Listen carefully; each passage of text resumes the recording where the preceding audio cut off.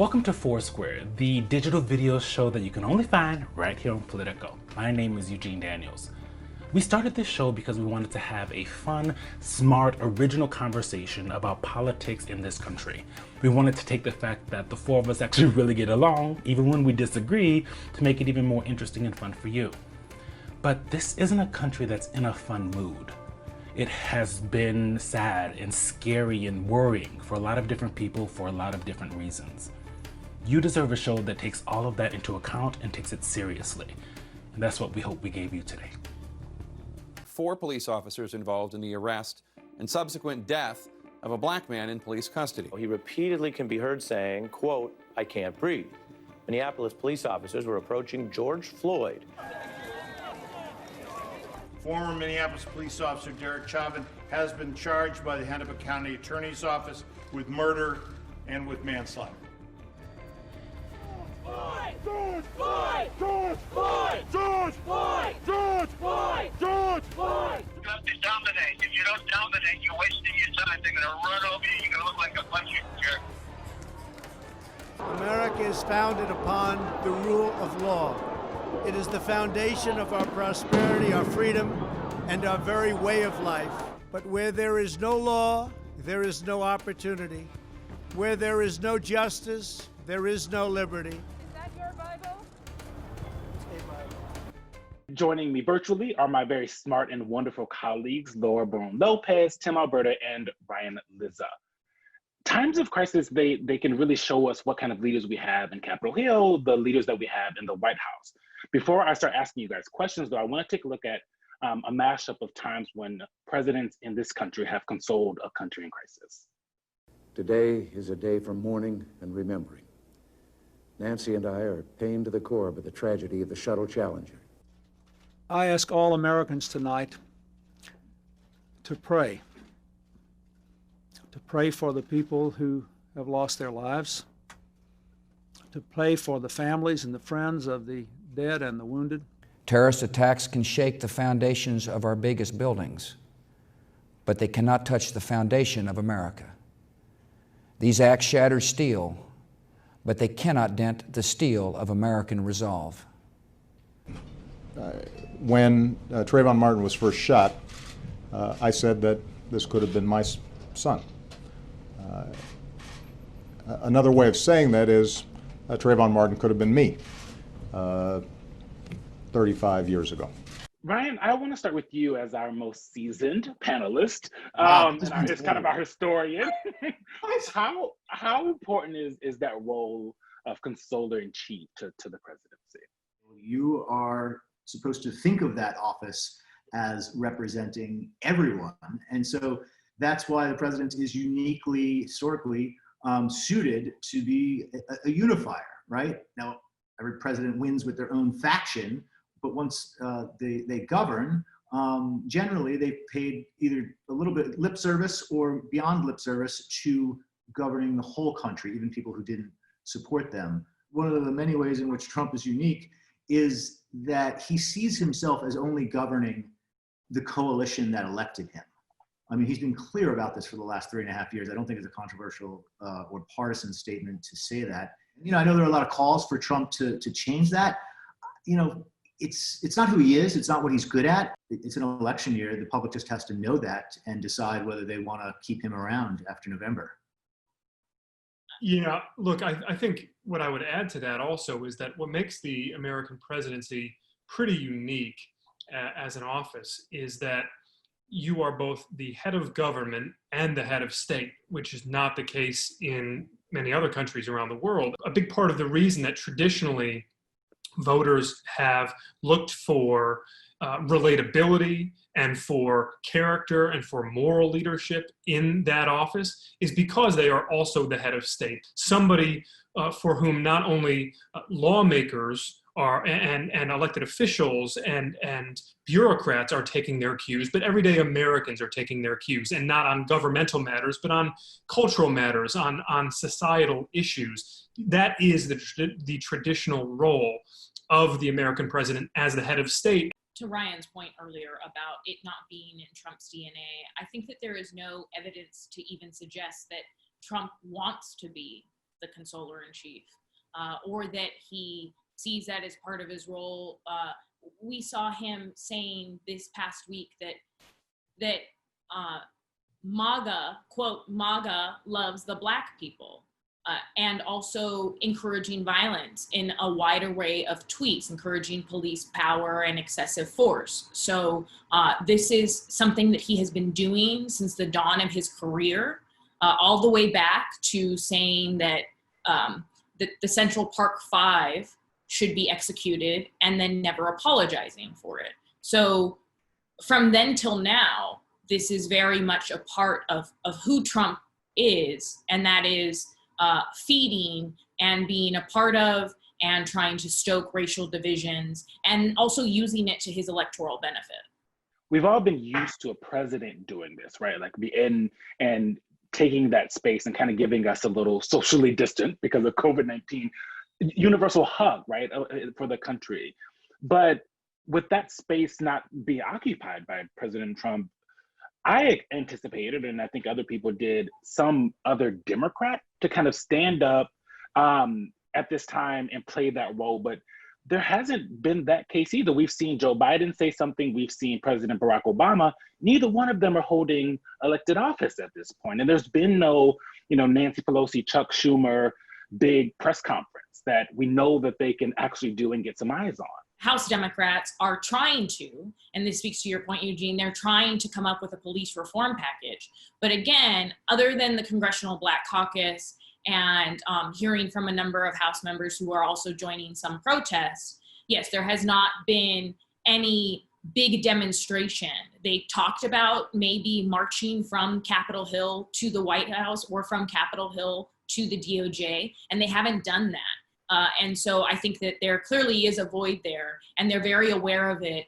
And it's a wait and see if they actually even pass anything through the House. I'm really astounded still that when you consider the voices that have risen above the din, the people who have really gained visibility by virtue of their inspiring people during the first 96 hours or so of these protests and of the riots alongside of them. You're talking about Killer Mike. You're talking about the mayor of Atlanta. You're talking about a sheriff in Genesee County, Michigan, who only took office a short while ago. And that's all great. We should all welcome that sort of civic leadership. We shouldn't just be looking to the political arena, but as a political reporter who swims in these waters, I'm dumbfounded that we haven't seen, Democrat or Republican, more of these elected officials rising to meet this moment. And if nothing else, getting out in the streets along with their constituents and showing solidarity, seeing for themselves what's happening on the ground. Call that a photo op, call it whatever you want, but at the very least, be there in the middle of it. I think it's two things. I think one, there's some concern about them being seen as co-opting this movement or sort of jumping at the head of a parade that they didn't start and maybe being criticized for that. And then I also think these are not, they're risk averse and they don't quite understand the nature of these protests. They were pretty spontaneous, right? They don't have, a congressional affairs lobbyist who they can go to and talk to and get sort of plugged into what's going on the ground. And so I think they're a little nervous about, they want to show support, but then they see some of the pictures and some of the criticism and they back off a little bit, worried that they're going to be criticized for endorsing violence or something. When you talk to Black voters or potential Black voters who are out there engaging in these demonstrations, it is very much an act against the system. It's because the system has never worked for them, whether it's voting, whether it's healthcare with coronavirus, the economy that they're being hit by, and also police brutality. So it would be difficult, I would think, for a politician, even one like Kamala Harris, if she hasn't been trying to lead this from the beginning, to join something that is meant to apply external pressure to her, to members of Congress, and to the White House. To Laura's point, I think that actually makes the argument for why some of these folks should have been out front and getting in on this at the ground level, because so many politicians, Republican and Democrat, are perceived to be part of this insular little club, and they live in an ivory tower, and they are a part of the problem. And when you look at the most successful politicians in the last decade, look at Donald Trump, look at Alexandria Ocasio-Cortez, look at Sarah Palin, look at the Tea Party movement, even look at Barack Obama to some extent. These are people who all came from outside of this system. These were people who crashed the party. This is the nature of our asymmetrical politics, and the fact that no aspiring president of the United States, Republican or Democrat, looked at this and saw an opportunity, and maybe that's crass and cynical, but it's the business we're in. Nobody saw this as an opportunity to get on the ground with these people and to experience for themselves what was happening, violent or nonviolent, to talk with people. Because this has taken over the news and almost everything we're talking about in this country, and rightfully so, I want to play a little quick lightning round of something called Take That. So I'm going to give you a hot take, and I either want you to defend it or destroy it in 30 seconds or less, and I will cut you off. I have a timer. I'm in charge. The hot take is, and we've been hearing this a lot on online and through a lot of articles, that 2020 is 1968. And Tim, I'm going to start with you. No, it's not. It's preposterous as a comparison. Eugene, you just made the point. You're seeing people on Facebook and out in the streets who you never would have seen. In 1968, did you see white policemen kneeling in solidarity with black protesters? In 1968, a segregationist carried 5 states. Look, America still has enormous racial problems, and there are cultural and societal fault lines that run deep here, and they're not going to be resolved overnight, but this is not 1968. Laura, go ahead. So I'm going to say that, yes, there are similarities. The anger that African Americans, that Black Americans are feeling is the same. And one thing that I'll pull from is this 1968 book by 2 Black psychiatrists that was named Black Rage. And in it, they say that the reason Black Americans were so angry was because of white people's inability to see them as human beings. And that's exactly, if you talk to the protesters today, that's what they're saying. I think it's 1968 in this sense. From 68 to 2012, one of the things that was virtually extinguished from the Republican Party was overt racist appeals, right? There was social shaming attached to that. Donald Trump ripped that up and is running a campaign that is a lot closer to 1968 Republicanism than the 80s, 90s, and aughts. And that is one thing that I think is similar. Tim, like everything, all of this can be seen through whatever political lens people have, but there does feel like a little like don't believe your own eyes happening. Well, look, it was certainly interesting to hear all of the pushback from the White House and from Trump allies in the wake of Monday night. But of course, it is by definition tear gas that was deployed into that crowd. Secondly, this idea that there was violence in that crowd, that there were bricks thrown, that there were frozen water bottles thrown. The blocks surrounding the White House are the most monitored in the United States of America, if not the world. If you don't think we would have been seeing round-the-clock footage on Fox News of that violence by now, you're crazy. If there was violence, we would know about it. We would have seen it. There's 1 million iPhones rolling in that crowd. To Tim's point, and to your point, actually, Eugene, where you said that the American public is being told, don't believe what you're seeing, is a classic tactic by the Trump administration and by his campaign, which is that, no, what you saw or what you heard with your own eyes and ears is not actually what happened. And so I think that it is reporters' duty and our jobs to make sure that that we aren't carrying water for an administration when they are clearly making false statements. On the left and among the activists, there is a great deal of pressure to not tell the story, especially on Sunday night in Washington, D.C., just talking about Washington for a moment, of the violence and the theft that occurred in downtown D.C. That was, the crowd was cleared out of Lafayette Square on Sunday night with tear gas and rubber bullets. People flooded into the streets, and just as they had all day, there were loud, raucous debates between protesters about the, whether there should be any violence whatsoever. When they were assembled outside the White House, it was basically a discussion about chucking water bottles, right? That was the main thing. Then it moved into people lighting fires. Then it moved into the streets with people breaking storefronts and clearing out jewelry stores. When they're out there, they're having fights about that. The only fights I saw between people were about that, like, "Hey, asshole, don't throw anything." Or on Tuesday night at the White House, someone said, "Please don't give them a reason to shoot me."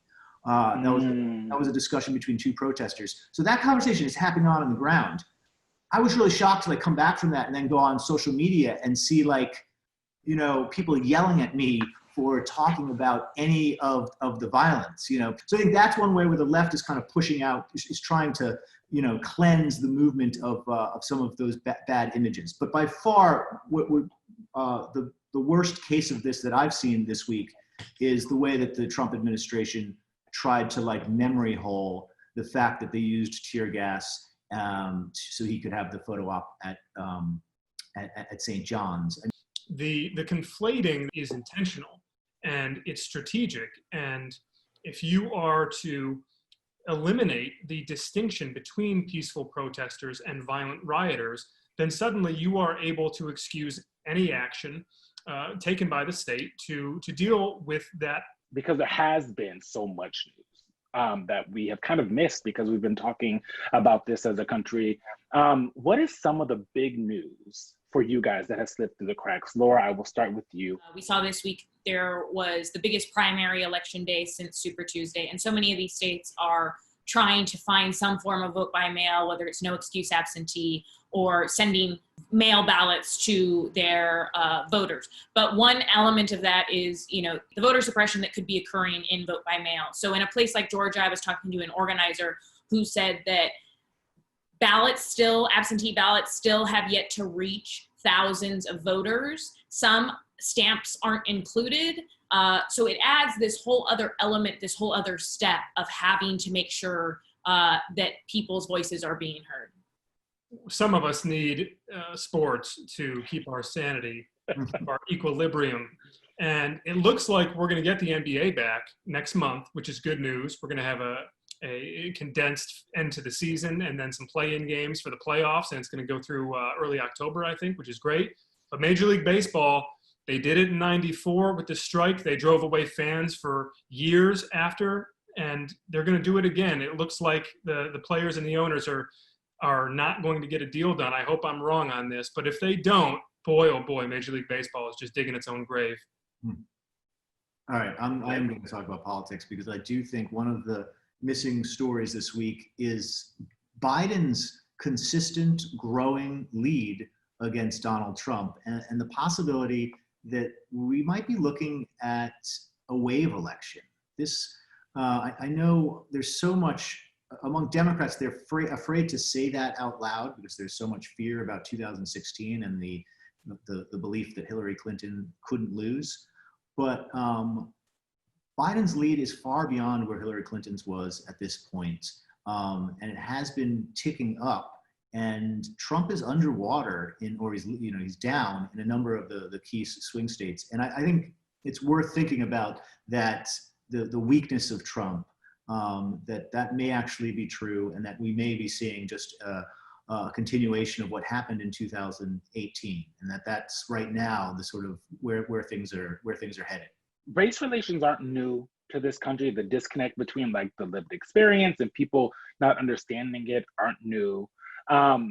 But with this election coming up, it feels like race and race relations might play a role in a way that we haven't seen in a really long time. And I'm not talking about 2008 and 2012 where people were excited about maybe a Black president, but race relations between Black people and white people, citizens and police.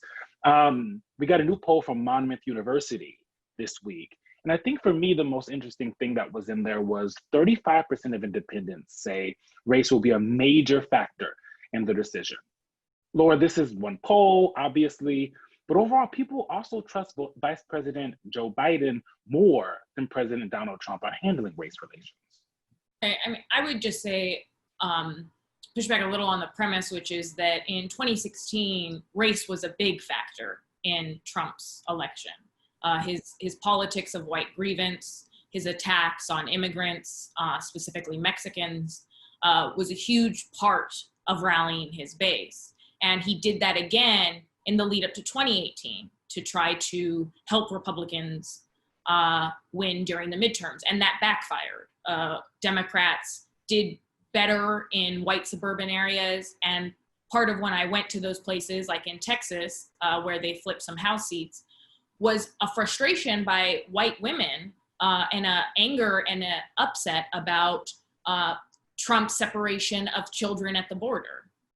Laura is definitely right in one sense, which is that to the extent that race and race politics are going to affect this election, it's not about Black votes moving, it's not about Hispanic votes moving, it's about white suburban votes moving. The only major transient group of voters, the true swing voters who are left, are affluent, two-car garage, college-educated suburbanites who have been traditionally Republican voters, but who no longer know if they have a home in that party, largely on the basis of these cultural wedge issues. I will also say that for Democrats, a key swing voter is people of color, but it isn't about losing them to Trump.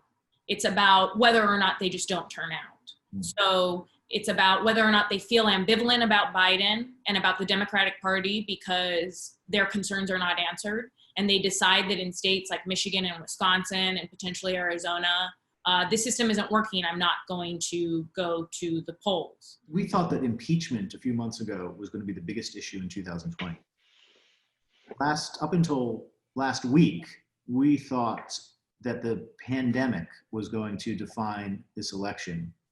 And now, in the middle of it, it sure seems like, wow, the traumatic events in the wake of the killing of George Floyd, that is going to define 2020. And I don't know. I don't, you know, what if these protests kind of die down and the issue just becomes back to a kind of, you know, a low boil, just to sort of simmer, and other issues crop up. But, you know, we've also had an economic collapse. I left that out. So impeachment, pandemic, economic collapse, and a nationwide protest movement, and it's early June. So what you're getting at, Ryan, is that race is across all three of those things, which is racial inequality is across coronavirus, it's across that economic downturn, and clearly it's at the heart of the police brutality crisis. So that's something that, you know, the pandemic isn't going away. The coronavirus is still, you know, very present. And yes, none of us know where the economy is heading right now. But across them, one unifying factor, I would say from everyone I've spoken to, is racial inequality. 2020 has and probably will continue to be, by the looks of it, a wild year in politics and in our culture, and we will continue to keep covering all of those things. Thanks for watching, guys.